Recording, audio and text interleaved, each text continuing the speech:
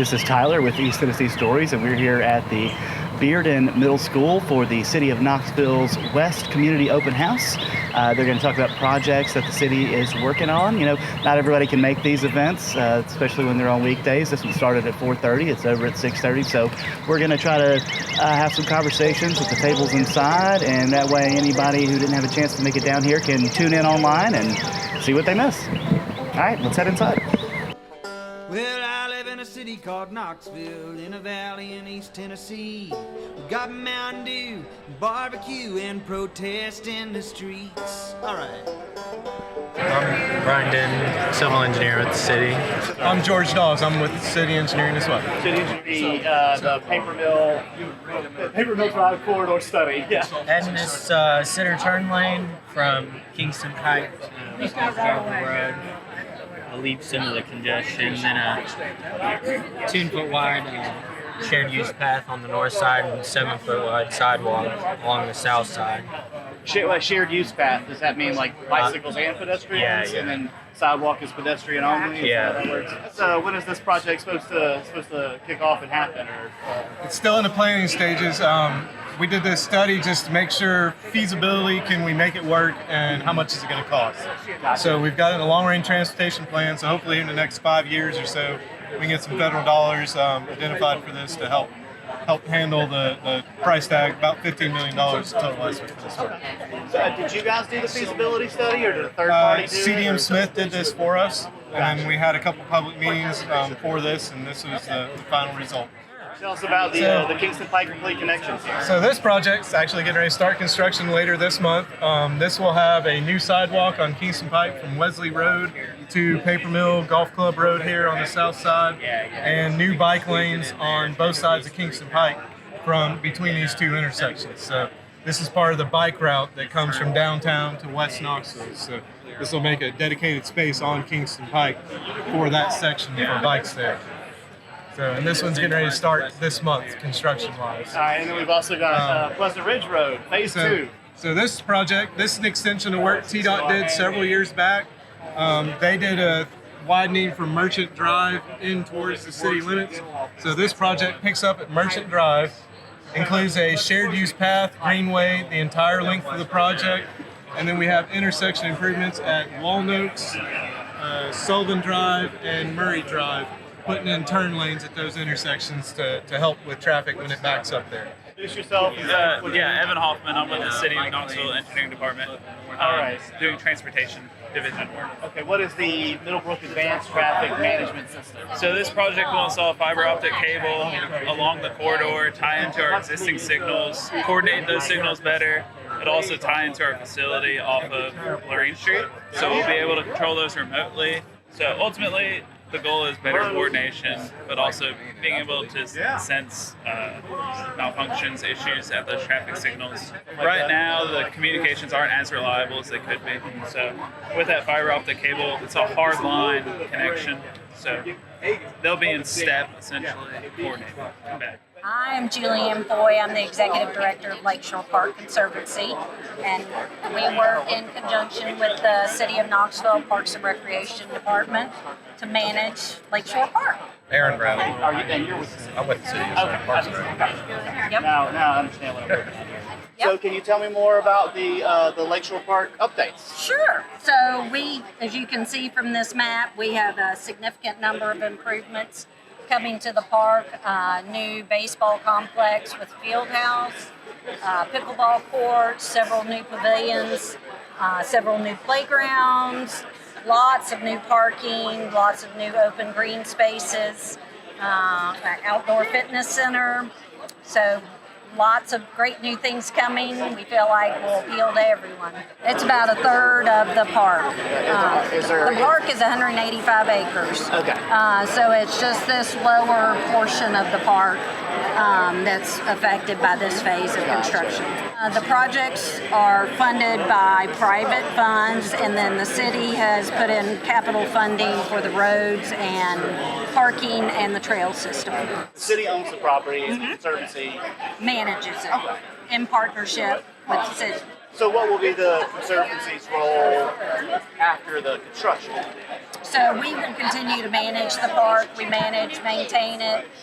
We rent facilities in the park, which is a significant portion of our revenue that we put back into the park. It started about 9 months ago, and it will be completed in spring of 24. Come out and see it if you haven't been out. All right, thank you so much.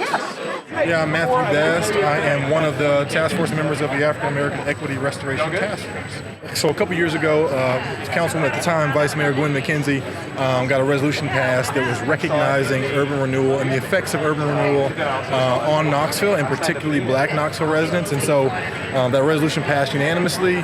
This was the task force that was created about 5 or 6 months later after that. And so to just kind of think through what are the ways that we've seen Black Knoxvillians affected by urban renewal and some of the other policy things that have happened over the years, and how do we get out of that hole. We probably heard lots of stories about the 40% poverty rate for Black Knoxville residents, and so we're looking at everything around that, whether it's housing, whether it's education, whether it's home ownership, whether it's economic empowerment, that kind of thing.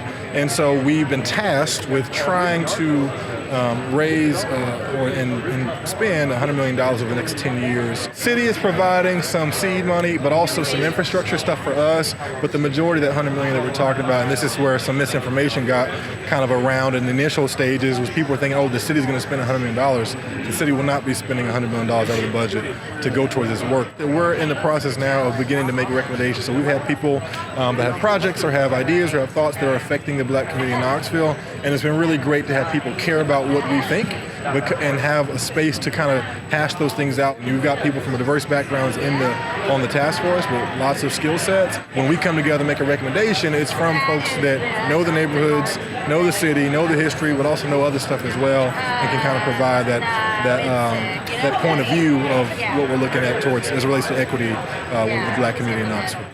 So Cody Williams, I'm one of our fiber sales reps at KUB. Yeah, so running utility fiber to everybody here in Knoxville, just trying to lower prices, give everybody reliable connection. A lot of the places that we go to that we've started, people don't have reliable speeds, they don't have reliable connection. Like we're going to Luttrell here in a week or two. Most of those people have like 1 megabit per second. They don't have anything close to a gig. So 7-year rollout, we're in year 2 of that. We're trying to go as quickly as possible, but we still want to do this right. We want everybody to have as least amount of interruption to your current service. If you have underground electric, we're trying to bring everything back to the way that it was when we first came there. If you go on our website, we have pictures that kind of describe, when we come through on underground electric, here's what it looked like before, and when we come through, we're trying to put it back to as close to as possible. I see. So like if you have to do trenching or dig through landscaping and stuff like that. Exactly. Gotcha. Yeah, so one thing, if you're aerial electric, you'll have aerial fiber. If you're underground electric, you'll have underground fiber. Luttrell, South Knoxville, Ball Camp, and Rocky Hill all go live this year. I'm Seth. I work with KUB Fiber as well. As time progresses, the average amount of smart devices or Internet of Things connectivity in a house is like 20 or 30 devices. iPads, switches, smart components in your house. It requires a bandwidth and having symmetrical upload speeds as well as download speeds. It's going to be important not only just for today but also for tomorrow. So it's really setting Knoxville up and for the future pretty much. But Fiber there towards the end. Yeah, get the fiber tree. Perfect. So my name is Haley Howard. I work with the Office of Neighborhood Empowerment, and one of the things I do is traffic calming.